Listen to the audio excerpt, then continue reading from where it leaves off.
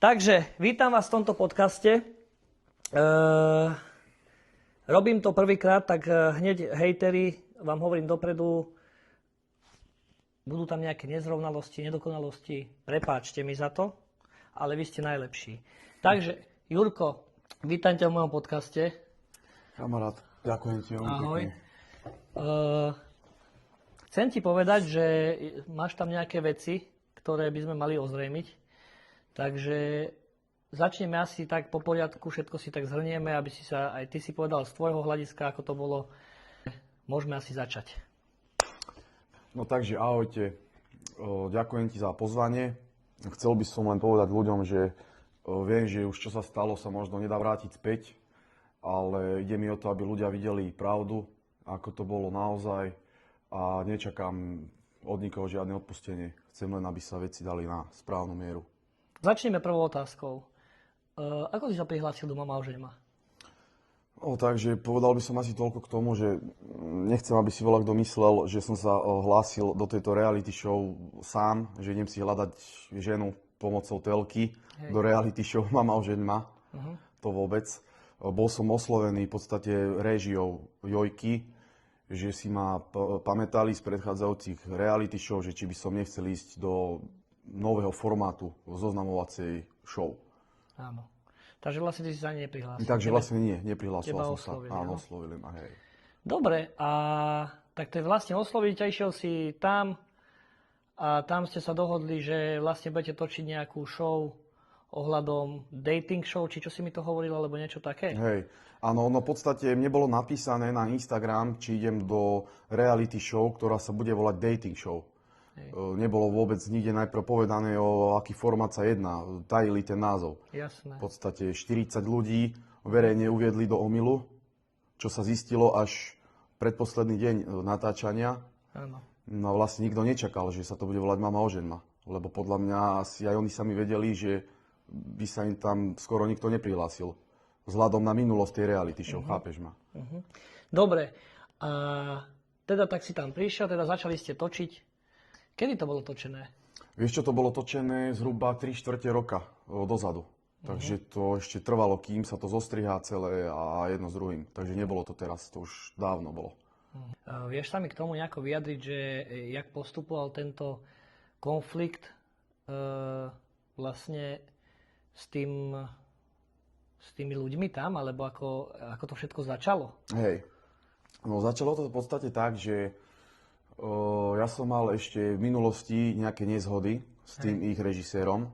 V podstate niečo mi slúbil a sklamal ma. A ty si vedel, že to bude on? Áno, točiť? ja som vedel, že to bude zase on, len už som si povedal, že prešlo 8 rokov, že dobre, tedy možno niečo urobil zlé, že dobre kašľa na to, stalo sa. Tak som si povedal, že OK, že teda dobre.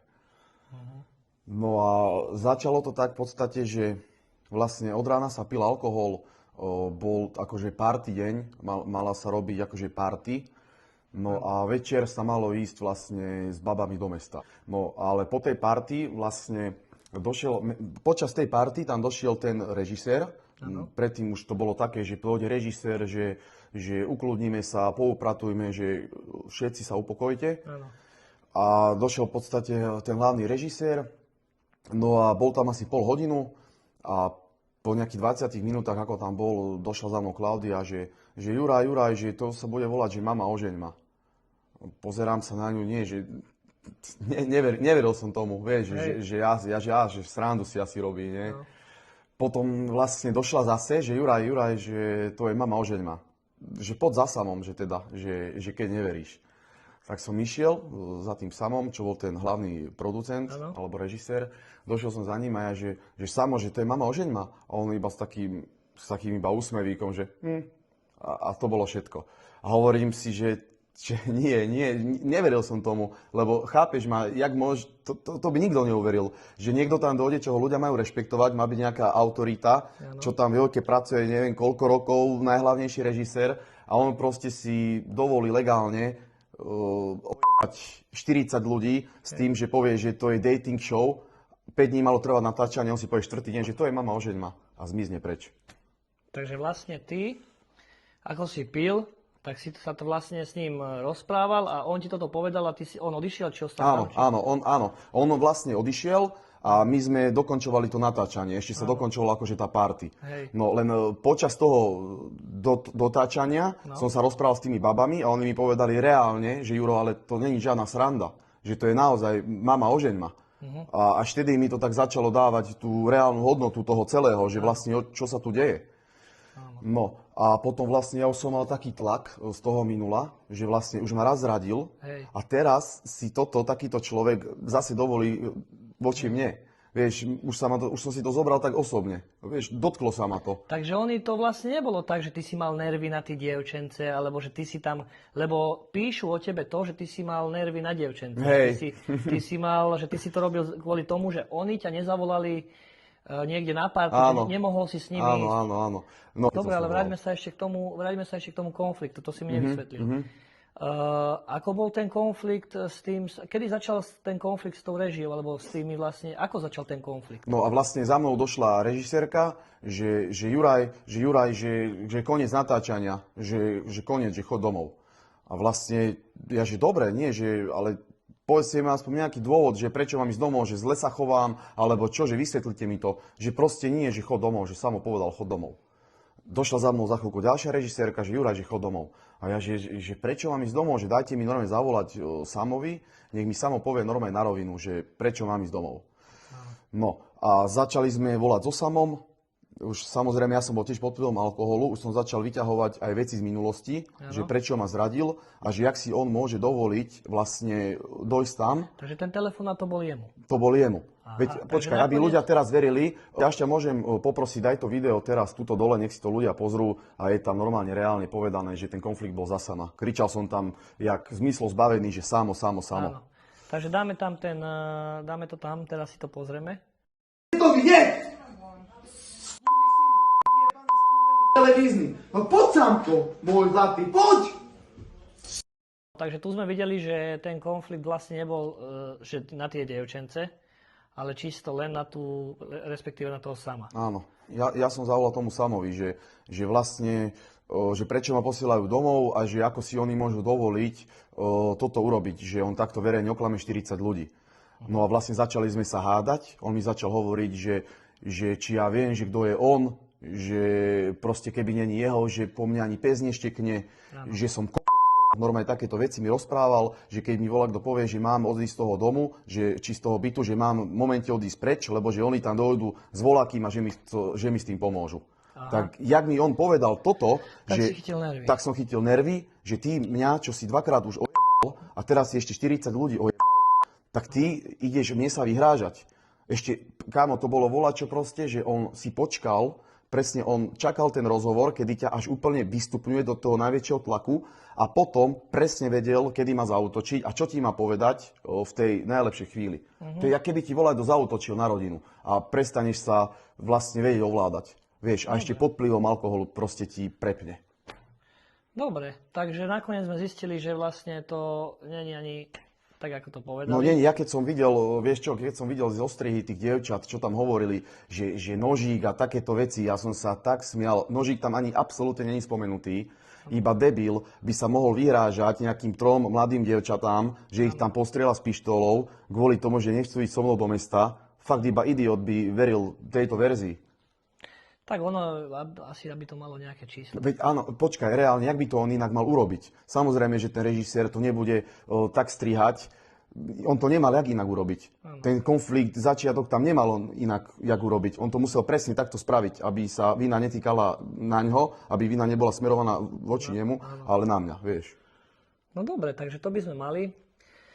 Takže ty si proti tým dievčencom nemala sa absolútne nič. Ja som s tými babami normálne od začiatku sme boli fajn, normálne sme spolu vychádzali. Že nemal som s nimi absolútne žiadny problém. Prečo by som ja mal kričať alebo sa vyhrážať babám pre Boha za to, že so mnou nechcú ísť do mesta, veď to je smiešné. Počujem ma, a ešte mi povedz teraz, čo si mal v zmluve napísané?